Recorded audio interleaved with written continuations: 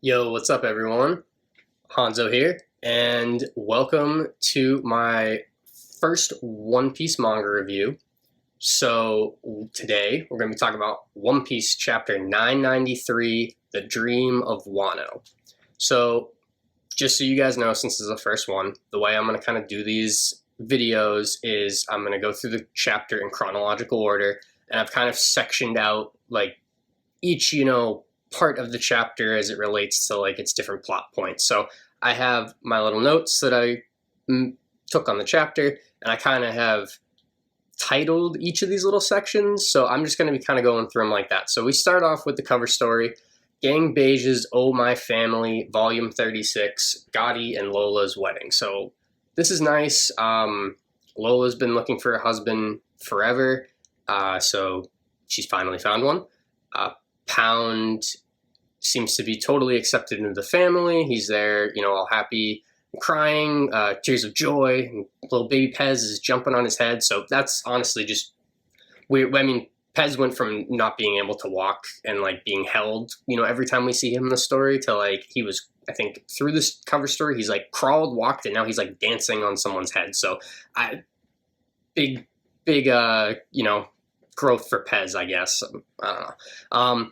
But I think we've kind of hit everything we need to hit for the most part in this cover story. It's been going on for a really long time, 36 volumes. Like I think this is one of the longest ones outside of the Straw Hat Grand Fleet one, which was so long because you were covering like multiple different characters getting their own few chapters to go over where they went after Dressrosa. So I think we're probably going to see the end of this, either like this might be the last one. It doesn't say final, so we might get like one more. But I mean, we've seen Lola and Chiffon reunite, we've seen Lola find a husband, and we've seen Pound get his kind of family reunion. And so these are all kind of character plot threads that were out there that seem to be done. The only thing I'm thinking is that like where is this going? Because a lot of times when we see these cover stories, it's to show either what happened to a character after we left them, but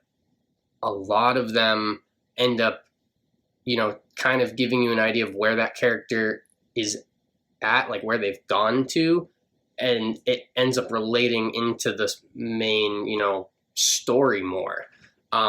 So one thing is, like, we saw the Tontadas in this chapter. If the Grand Fleet gets involved in Wano, like, maybe they see, Luffy's Viver card and they get, like, Capone's crew to come along with them. I mean, Chiffon and Lola are friends with Nami, so maybe if they find out and Pound, he was rolling with Luffy and them on Whole Cake Island. So maybe if they find out they're in trouble, they'll kind of all push Capone, even though he's probably not going to want to make the journey to Wano. The only reason I bring that up is because I feel like, and we'll get into this later in the chapter too, I'll mention this again, but I'm on the theory bandwagon that there's going to be a Supernova team up against Kaido. And I don't know if we're going to get all of them, because right now we're missing Capone and Arouge and Bonnie. And I think Bonnie's the one that's going to be really hard for her to get involved in this. But Arouge, because he, operates on the Sky Islands, and when we first were introduced to Kaido, we saw Arouge up on the balloon terminal with Kaido. So there's always a chance that he kind of could drop in. And then, if Capone ends up sailing over, I guess that could all, tie it together. But I'm not sure if we're going to see that. I think we might see just a team up maybe of the ones that are currently in Wano, and that kind of big moment that the Supernova are all supposed to be. It was foreshadowed on Sabaody that they're involved in. That could be coming later. But yeah, so I don't know. So it'll be interesting to see where this goes. I feel like next, week we're going to see kind of something that's going to take Capone in a direction that's going to further his role in the story long term. So we'll see. But getting into the actual chapter,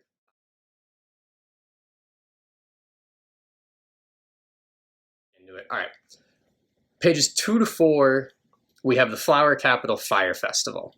So here we see all the citizens and what they're up to right now while the Battle of Onigashima is going on. There's this beautiful panel of a torch spinner wearing like a Hanya demon mask. That looks awesome. We see some, drum and flute players. So I'm sure when this hits the anime, it's going to sound awesome. There's this crazy float that looks like Odin. And also the pose he's kind of doing is that kind of like, kabuki style pose that we saw Odin do a lot, but also it's kind of what Luffy does in his Gear 4th. And it's funny because we saw a few chapters ago, Hyogoro called Luffy a guardian deity, and it kind of, like, this Odin float kind of reminds me of that. And we see here that everyone in the Flower Capital is just praying for the day that Odin comes back. They're all miserable with Orochi. I guess Shinobu's words at Odin's execution, where she kind of cleared up to everyone that everyone had kind of turned on Odin, and she was like, no, he was being a fool and dancing around for you guys. And so, it turns out that we knew there were a lot of Kozuki supporters in Wano, but it seemed like the Flower Capital was really like Orochi's domain still. And, we saw the kids being brainwashed, but even here we see a kid saying, oh my God, I hope this day never ends. So they all hate Orochi so much. And so I think this is going to be huge because there's really hope. We see, this random kind of like ruffian looking guy talking about, oh, I bet the Kozuki are back and they're on Onigashima right now and they've got allies from all over the world. And some woman's like, yeah, and I bet they've like beat up, they're cutting up Kaido and Orochi as we talk. So I think what's going to happen is this is going to be big for the future of the story. I've been thinking while reading Wano that we're going to have to go back to the mainland at some point, and I don't think that's just going to be for the end of the story. I think right now everyone's enjoying themselves, and this very much leads into the, there's always the post-arc party after the crew wins where Luffy celebrates with everyone and he kind of befriends, whatever the town, country he's in. So I think, everyone enjoying this so much and the fresh air and having clean water, for the first time and being able to drink, I think that's going to be like a big thing kind of, where they're all happy and this is going to be life moving forward. But we have a couple plot threads that lead back to the mainland. Tama is there, and Tama's devil fruit we know controls gifters, so it seems like I still think she's going to be very important to the outcome of the battle. I think things are going to spill over to the mainland, and we know Oda is modeling the arc of Wano after a kabuki play. So it goes through the different acts. And so I think Act 3 most likely is going to end in this big chapter 1000 that we have upcoming in a couple weeks, or a month or whatever, couple months. And so I think what's going to happen is usually there's going to be a tragedy. So I think there may be a tragedy, and Kaido, was talking about turning the Flower Capital into the new Onigashima. So I think him and his crew might leave the island. Like, the alliance might get defeated, like escape. Kaido and his crew go to the mainland, and they're going to have to follow him, and the big battle's going to go there. So that's why I think maybe Tama will be there to, help out with controlling Kaido's forces with her little, kibidango balls that she pulls off her cheek. The other thing is Hitetsu is there, and he has the Ame no Habakiri sword that he's holding on to from Momo, and the Ame no Habakiri sword is famously the sword that the god Susanoo pulled out of the Yamato no Orochi after he defeated it. So I think the other thing is, Orochi, he might not be dead. He's got a devil fruit that gives him 8 heads. He had his head cut off, but realistically, we've seen mythical zones like Marco's. They have that animal transformation, but they always have like an extra power, almost like a paramecia. Marco has the flames of rebirth of the phoenix where he can heal. Sengoku had the shock waves that his Buddha was able to, send out.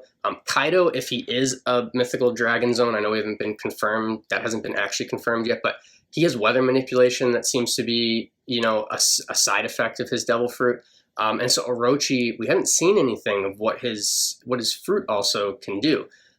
So I think maybe, being able to survive his head cutting off could be his kind of secondary effect. So I think Momo maybe having a moment where he takes down Orochi in the Flower Capital, that could kind of all come together. The other thing is Hiyori's there too. So, I mean, if there's any plot, any way for her to get involved, that could kind of also come into play. And I think, we have Orochi wanted to destroy kind of Wano too. We found out in the Odin flashbacks his goal. So I think forces coming there and ruining this fun day that everyone's having, only for the heroes to come in and save the day and then kind of set them to the point where like now this is their new life, where this is their everyday life and they can party and drink and have clean water and have fun. So I think that's going to be big going forward. So I just found that very interesting because this was a very odd thing to shift to at the start of this chapter, considering, we had like Kaido almost taken down, it seemed like last week, by the Scabbards. So obviously I think that was kind of, it's a swerve of expectations. We see later that that might not have been the case. But yeah, it was weird to jump here after everything last week. So I just found it interesting, and I think it's kind of, setting up some things maybe for further in the story. So then we jump back to Onigashima, pages 5 to 6. We have Queen the Plague's Ice Oni virus. So we are revealed that the bullets that Queen fired into the crowd were a different type of his plague round. So it was not the mummy virus. It is a new bullet that infects people with the Ice Oni virus. So their whole entire body starts to get covered in ice, and they get these like fangs and these horns. We see a lot of them silhouetted in the background, and they kind of look reminiscent of the numbers. And I think that's because the numbers in the ancient giant race are based off Onis. So there's just kind of a similar look there. But yeah, this is pretty crazy. I mean, there wasn't like, you kind of couldn't really like predict this, but it's pretty cool. It looks pretty cool, the designs, and so it seems to be spread through contact like the mummy virus. You see a guy hugging another guy, and the ice is spreading over his body. He also seems to be biting him on his neck, which seems very like vampire-ish. So I'm not sure if maybe it's also spread by biting. So it's interesting. I think the play here, if I remember correctly from my Japanese class, one of my professors in college told us that Oni, like, as the word, we learned it as a kanji, and she was like, this is going to be, used if you're talking about tag, because I believe they call tag like Oni chasing when kids play it. So I think this is kind of supposed to be like freeze tag, and it's like a play on that. So I'm not really sure though. You'd have to kind of like double check that. So unfortunately I forgot kind of that to research that. So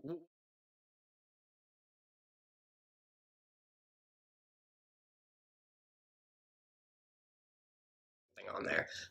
But one interesting thing in this scene is that we see Chopper and Robin looking shocked. Drake and Zoro also shocked. I think, Chopper pretty easily dealt with the mummy virus in Udon. So I think what's going to happen is Drake and Zoro and Robin are probably going to provide some sort of cover. And I think Chopper's going to figure out how to like deal with this. Because I think Chopper kind of matches up with Queen well. Not in the traditional sense that like Chopper's so strong that he can take down a Yonko commander in like a one-on-one fight. But I think because Chopper is a doctor, Queen is, the plague. I think it's a fitting matchup that we've already seen a little bit. So to continue that, I think Chopper's going to nullify Queen's plagues. So it's going to end up coming down to Queen needing to just, use his strength and his Brontosaurus devil fruit and, kind of actually like fight our like heroes. So that's probably, I think Chopper, I think this is going to be a moment for him to shine. So then moving forward, pages 6 to 9, we have Luffy's ascent continuing. So, because King and his flying minions were blocking the hole in the dome roof, Luffy's taken an alternate path to Kaido. We see an Oda map, finally, of the structure of Onigashima. So we see there's kind of a tower, and we see another one off to the side. So I think this is one of those things that we see a little here. We're probably going to need more of a map because we don't really know where a lot of things are. Like, we don't know where the Kagura Hall, where, like, Queen and Zoro and Drake are right now, where that falls in this map. We don't know where, we see Yamato and Shinobu and Momo next, and we don't really know where, like, we get mention of like they're in a certain tower, but we don't know like where that falls either. So we're probably going to need more of a map where we see where the other characters are at some point. But for right now, we see that the structure of Onigashima has 2 basement floors and then 5 main floors that lead up to the top of the dome roof. So Luffy's currently on the basement floor 1, so the second lowest. And so he's got like 5 whole levels after this to go. So I think the way this is probably going to go is that we'll see Luffy for the next couple chapters slowly ascending up. Not super slowly though, because I think he's going to kind of go quickly through these levels where it's really only going to be a chapter, maybe 2 on a level at a time. And I think by chapter 1000, we are going to get to the main, confrontation of Luffy and Kaido again on the dome roof. So, and I think we'll see, the fate of the scabbards at that point too. So I think that's probably, what this is setting up. But for right now, Luffy is on like the B1 floor with Sanji. You see Sanji use his party table kick course attack to take out some fodder. That, beautiful shot there. And then we meet Briscola, a new headliner. He has a gorilla smile, and there is, a gigantic just gorilla torso, arms and head growing out of his arm. So going, all the headliners have to, and, smile users have to look absolutely freaking stupid. So that's just Oda's trolley like designs. He loves that. So it just goes. And also going along with themes, Briscola is named after a card game, like all of the headliners and key players of Kaido's crew. It's an Italian card game, and from what I found looking it up, it kind of is in a similar fashion to like a Go Fish or Crazy 8 style, where you have like the cards in the center. You use like a standard Italian card deck. So that's, get nice little, Oda loves his little references and his naming schemes. So Briscola uses his like gorilla punch, and the gorilla starts like throwing punches like Luffy's Gatling, and he's swinging it around like, and it breaks up the floor, and Sanji's like, oh wow, that's like, pretty strong punch. He dodges it easily. So I mean, I think, the headliners, there's some strength there, but they're not really that big a deal. And going off of that, Luffy tries to go in, and Sanji's like, no, stop, like, conserve your energy for Kaido, you idiot. And Luffy's like, no, I can handle this faster. And Sanji's like, what, you can't wait 10 seconds for me to handle it? And Luffy's like, I'll do it in 3. And it's like, just that just made me laugh. It was just some funny banter. He kind of undermines Sanji a little bit in his ability to take care of someone like this, but I don't think that was the intention. So yeah, but then as they're arguing, you hear Fishman Karate, and then all of a sudden you see Briscola fly up, just bang into the roof, and then Boss Jinbei rolls up on the scene, and he's like, hey, I'm here to help. And so him and Sanji have a little bit of banter. Sanji seems a little jealous that Jinbei's kind of in the crew now. We had that big spread of the Straw Hats, a few chapters ago, and Jinbei kind of stole Sanji's like spot where he normally stands. And I know there's like debates on like the whole like the monster trio now and what the deal is, but I really think like the monster trio is not really a thing anymore. It's kind of a quartet, and I think Luffy's like got that pseudo Yonko status thanks to Big News Morgans, and I think Zoro, Sanji, and Jinbei are like his Yonko commanders, and we've seen most of the Yonko have a decent amount, at least at least Big Mom and Kaido, they have a trio of commanders. So I think this is kind of Luffy's trio, and I know with Kaido's we see King and Queen bantering a lot, and with Jack too, and we already have Sanji and Zoro have disagreements a lot. So I think this is just kind of like, just goofiness, just kind of like in a similar vein. So this is interesting though, because I think now, Sanji and Jinbei are going to help get Luffy to the top. I think they're going to end up breaking off at some point to help, Luffy keep going and stay behind and take care of someone. So I don't know if they'll run into headliners or the Toby Roppo. Probably that would be someone who would more stop them more. If they do, I think Toby Roppo, I think, could match up well. Sanji and Who's Who we see later, who might be on the move now again. I just think they both smoke. They have longer legs. Like, Who's Who does have a sword, but like, I don't know, that could be interesting. And then I think a more main one is Sasaki. Seems like he might be a fishman. I know there's a theory that he might be Granny Kokoro from Water 7's son, which would make him a half fishman. So that could be like just a matchup for Jinbei. We see Sasaki later though, so I'm not sure if they're going to get to that point. Again, depends on where everyone actually is. We're not really sure still, even with the map. So I think maybe the other thing too could be if they get to the top, Jack and I believe his name was Nanagi, the number 7 number, who looked like an Oni, like a traditional Oni. I think maybe we see them kind of, clash with Jinbei and Sanji. Because Jinbei and Jack are both fishmen, so that could be something. And I think maybe even Sanji breaks off because I think, Sanji still probably is going to fight King or Queen, depending. And so I think, Zoro might fight King, Sanji might fight Queen, Jinbei gets Jack. It makes sense for them to, like I said, Luffy's kind of commanders taking on Kaido's commanders. So we could see that. Maybe they will make it to the top, so who knows. But next, we move on to the section pages like 10 to 13. And so we see King and his plot and protect Momonosuke becomes the goal out of this. So first off, you see Momo still being carried by Shinobu, getting chased by Yamato. They don't trust him still. And then up in the rafters, though, you see a black cat with a face covering, like a cloth sheet or paper with the eye logo, exact same as Bao Huang, the flying squirrel headliner. And then we see Bao Huang reporting to King their position. So it seems like Bao Huang can see through these. They're almost like spell tags. They remind me of kind of how you gain like a third eye, like, extra sense. And I know that's interesting because there's been speculation that maybe Who's Who he has a similar eye logo tattooed on his chest, and Bao Huang, maybe they're 3-eye tribe. I also think too with the eye similarities, and then now Bao Huang like using a cat as a medium, it seems like that maybe she was part of Who's Who's crew initially. The other thing is we don't know if smile fruits can be eaten by devil fruit users. You would think no. So I'm not sure if this is like an extra ability. I mean, we've seen things with like ninjutsu where you can kind of do weird things with Raizo. Last chapter with his scroll, like that seemed like it should have been a devil fruit.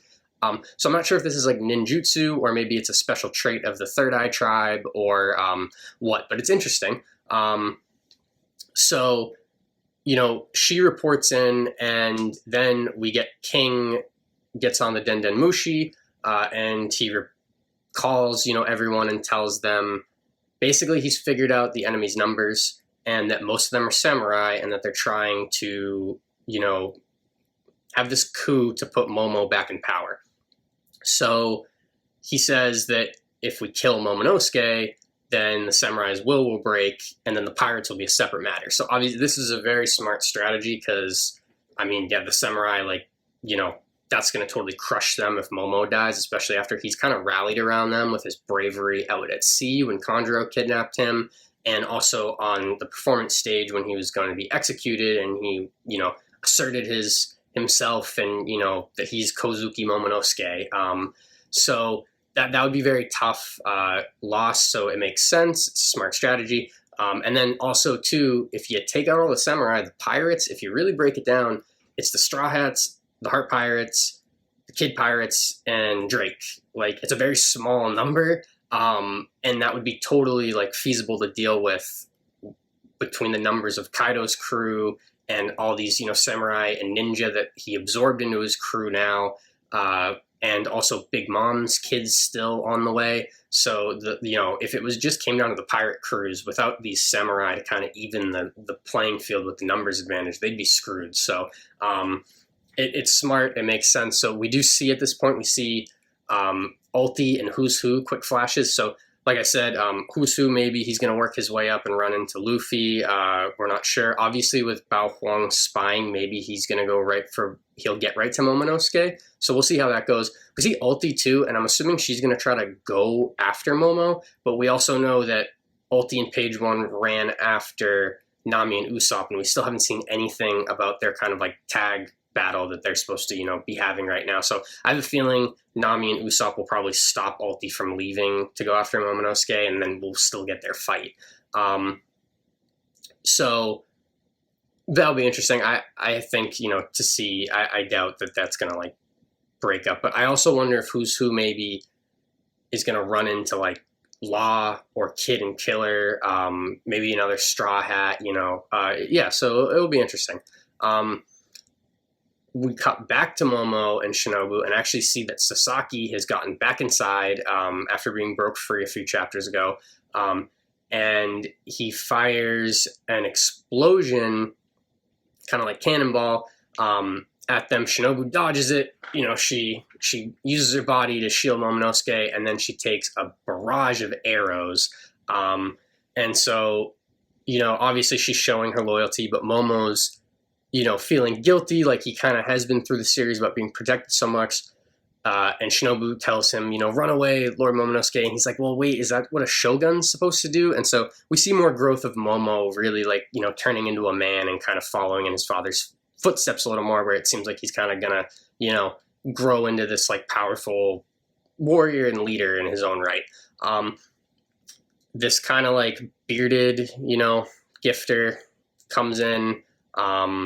He's got a pretty more plain design. I don't really think he has any animal traits that I could tell. I maybe a turtle or a snake coming out of him. I'm not really sure. But he lunges in, and then all of a sudden, Yamato comes in to save the day, and Momo's like, oh, wow. So it seems like kind of the look on his face. I think he realizes, Sasaki questions Yamato and is like, Yamato, are you really going to stand against us? And Yamato's like, I'm standing with Kozuki. And so Momo, I think this is going to be the moment where him and Shinobu are like, all right, even though Luffy said you can trust Yamato, I guess we really can. So I think we're going to get some Yamato and Sasaki action. It seems like we find out that Sasaki is the leader of the armored division of the Beast Pirates. So wondering if that's going to be a hint towards his devil fruit. Off the top of my mind, we know that he's probably a dinosaur based on, what we've seen of the other Tobiropo and the headliner. I mean, the all-star lead performers. I'm thinking maybe an Ankylosaurus, because those are an armored dinosaur. It would make the most sense, but also still with the horns on his hat, I'm maybe Triceratops. That was what jumped out at me when we first were introduced to him. And they still have an armored kind of crest on their head. So that'll be interesting to see. I have a feeling we might find that out next chapter. We know Yamato fought Ulti in her dinosaur form. It was either her dinosaur or hybrid. So I would assume Sasaki, if he's going to fight Yamato, he's going to need to use his devil fruit. The other designs, there were some interesting ones. The rhino gifter, where the guy's just, his legs are an entire rhinoceros. Very funny, also very cool. And Sasaki's got a throne on his back, almost kind of like a Maharaja, having a throne on an elephant. So that, I like that design. It looked cool. Sasaki was really just laid back, chilling, just kind of watching everyone else do the work. We also see this porcupine guy who, honestly, he really creeped me out with his little blushing cheeks, because he looks kind of like an older man. So he just looked really creepy to me. I did not like him at all. He had Hari written on his a sash on his clothes, kind of over his crotch.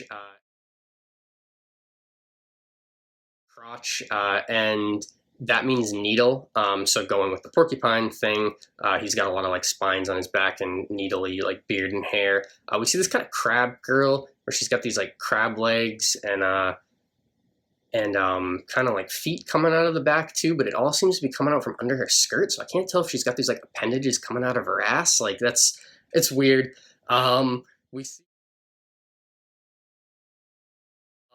We see the stag beetle gifter, who I believe clashed with Zoro a little bit down below. And I think there was another kind of bug guy that had 4 arms and some horns. We see him too, again. And then there's this guy that I can't tell what he is. He's kind of blocked by the Oda box about the armored division. And it seems like there's almost a tank tread to the side. And then it seems like he's a head stuck inside some long tube. So I can't tell if he's a gifter or if he's a devil fruit user and he has a little tank devil fruit. It's weird. I don't know. I'm sure he's not important at all, so we probably won't get an answer. But yeah, so there's some interesting designs there. One thing to note is that this kind of group, I'm thinking they might be Sasaki's crew, because the rhino gifter has a tattoo of Jolly Roger on its forehead, and it doesn't match the Beast Pirate logo. So I'm thinking we know Sasaki was a captain before he joined the Beast Pirates. So maybe this is his crew. I also think too, with this kind of like firepower motif that they have, I really want Frankie and Sasaki to meet because, like I mentioned earlier, there's a chance he's Granny Kokoro's. That's a whole theory that other people have done. So I don't want to get into it here too much, but there in the SBSs, we know that Kokoro had a son who's a half fishman who left, and Sasaki has kind of a train conductor hat. And Kokoro is involved with the sea train as the conductor, so it would make sense maybe if he's was the conductor previously and then he went off to be a pirate. So Frankie might know him. So I think that would be interesting, kind of like a reunion. And Frankie, is all about firepower. So I think they could have like a cool matchup. I know Frankie's obviously right now dealing with Hotcha, the number. I'm sure he's probably gonna like take care of him pretty easily and then get back into the action. So it makes sense if he kind of like gets inside and gets in the mix with Sasaki at some point.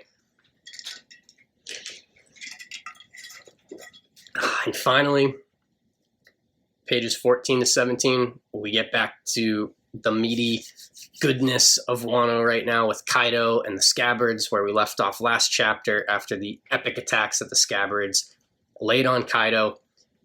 He is down on the ground, bleeding from the scar that Odin gave him because of the quadruple team that he received. The Scabbards quickly are like, let's go, crush his windpipe, take his heads. They're taking Thanos' advice from Infinity War. You go for the head. The wound to the body is not going to do it, and they know that. So they go in, and then Kaido starts to get up, which this is to be expected. I think there were a lot of people that were upset with last week's chapter, which I was very surprised about because it was totally epic. But they were upset because the Scabbards were taking down Kaido and he's a Yonko and power scaling, blah, blah, blah. Power scaling's stupid to me. I think if you can have things in the story that make sense sometimes, like we saw last week, the Scabbards, the Wano Samurai have been hyped up a lot, and the Scabbards trained under Odin. They have Ryo. They know two-sword style like Odin. They were able to do his really strong attack. It all makes sense. It's in the story. So I was totally okay with it. But obviously it didn't work. And Kaido's big menacing line was, it's too shallow. So he says that the cut, even though it looks like they open up the scar, it's actually a shallow wound, so it's bleeding, but they didn't really do the job. They didn't do what Odin could do. And Kaido says that he saw a visage of Odin in their spirits when they attacked, and so he was reminded, and his scar still is throbbing as he fights these samurai, and he's reminiscing about his failure kind of against Odin in the past, where he won by unsatisfactory means, and this totally seems to haunt Kaido. And I think right now for me, I think the root of Kaido's suicidal tendencies is that he's looking kind of to follow in Odin's footsteps. And, Odin had said even in death he'll be remembered. And I think Kaido wants an epic death like that to be remembered. But he needs to find the right person to take him down. And I think Odin was that person, and he had that taken away from him, and that clearly eats him up inside. So he says, you guys are strong, and if I wanted you to kill me, you could, but you still aren't Odin. And Kaido also goes on to mention that there is not a monster samurai like Odin who has arisen yet. And that just screams, red flags to me. There's been hints about Zoro, and Kaido, going at it. Like I said at the beginning of the video, I'm thinking there's going to be a supernova team up. So Zoro's probably going to get in and fight Kaido at some point. And I think right now with his Enma blade, his ties to the Shimotsuki clan, I think there's a very good chance that Zoro comes in, uses Ryo through Enma. We already kind of know that based on the description of Ryo by Hyo, he said it's easier for swordsmen, and his words really matched what Koshiro, Zoro's teacher, taught him, that he thought back to when he was in Alabasta fighting Mr. One and he had to cut steel. So I think Zoro, as much as this might bother people, I think he's already shown Ryo in the series, and now with Enma, he's going to be able to channel his haki better, and I think he's going to use it, and I think he's going to fully open up that wound. That wound is going to be, I think, what the scabbards leave behind. I think the scabbards probably are going to get wiped out.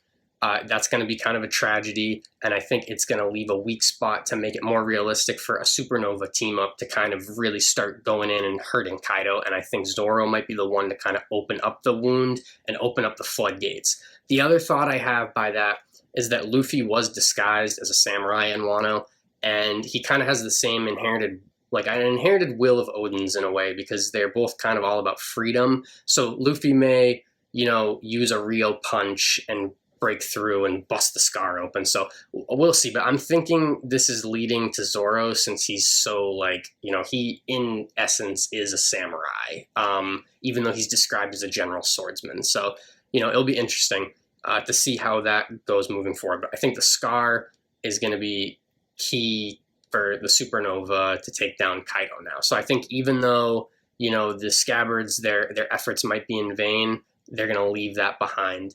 Kaido then lets out a vicious roar that actually seems to not do anything, or does it? No, there's invisible blades flying through the air.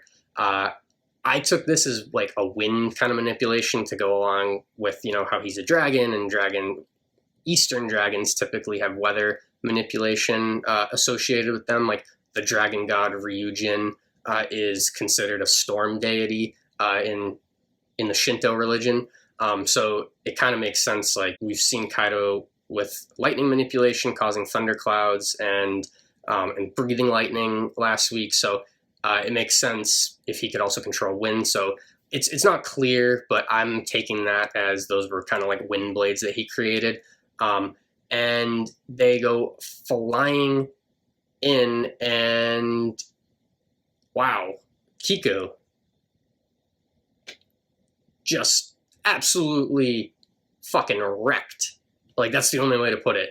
Sword broken, arm off, just looks like a total mess. I think it's probably something that you can live, given like the nature of shonen series. A lot of characters in series lose arms and are fine. Like Shanks lost an arm, Kid lost an arm, Law even lost an arm and had it sewed back on, and he is here, so there is a good chance that he can use his Opi Opi no Mi powers to reattach her arm. I think the other thing too to remember is that Marco is outside still, and so he's not going to have King and King's like flying army to block his way to the top. So I think what's going to happen, like I said earlier about Luffy climbing each chapter, I think there's a good chance that each chapter another scabbard gets knocked down by Kaido and very injured. I don't know if any of them are going to outright die. One thing I could see next week is Izo either flying into a rage and trying to go after Kaido and getting killed, or, Kaido going for another attack to finish Kiku, and Izo, kind of pulling like a Piccolo in Dragon Ball and, stepping in the way and just totally eating it, to save her. And I think, so, one by one, I think we're going to see them fall leading up to chapter 1000. And I think, chapter 1000, Luffy probably arrives, or maybe chapter 999, and, he sees them all strewn out, beat up, and, he gets pissed off, and he's like, all right, Kaido, like, we're doing this now, rematch time, I'm taking you down. So, yeah, I mean, pretty crazy. I think, it was hard to live up to last week's chapter hype, but I mean, I think that was a very strong note in the end, and I think there were a lot of interesting things that happened this chapter that kind of, this felt like a little more of a setup for some things moving forward. So, really enjoyed it. No break next week too, which is awesome. So yeah, it'll be interesting to see how, the scabbards handle this. Hopefully someone gives Kiku a hand and, helps her out off the, the ground. That was it for me. And I will see you guys next week.